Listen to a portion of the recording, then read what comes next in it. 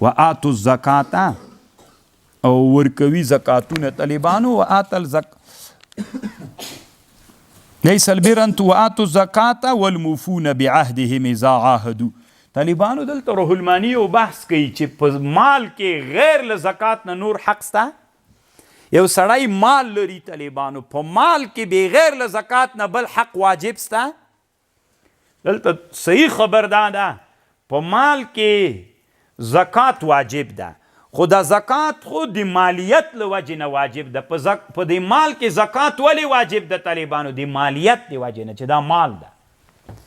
په همدغه مال کې چې دا زکات پکې ده، خو زکات خو پکې واجب سو، غیر له زکات نه نور وجوبي صدقات استه پکې طالبانو. له دغه حیثیت نه چې مال د نسته پکې، له نور وجوهاتو نه بیا استه پکې. لکه مثلا یو سړی د طالبانو پلار شیخ پانی ده، زه مالدار یم، د ما پلار شیخ پانی ده، د هغه نفقه په ما واجب ده که نه؟ نو خو په دې مال کې حق سو طالبانو که نه سو؟ حق واجب سو، صدقه په پلار واجب ده که نه چې زه به حق ورکوم؟ نو په مال کې حق بدون د زکات نسته.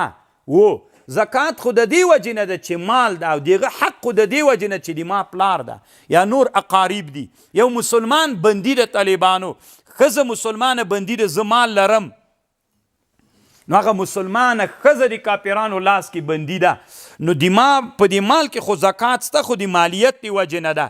هغه مسلمانه ښځې په ما باندې دا اوس واجب ده چې باید زه دومره صدقه ورکم چې هغه را خلاصه سي. طالبانو په مال کې بغیر له زکات نه نور وجوبي صدقات استه و، له دې حیثیت نه چې هغه فک الرقاب د طالبانو. خبر باندې پوه شولئ؟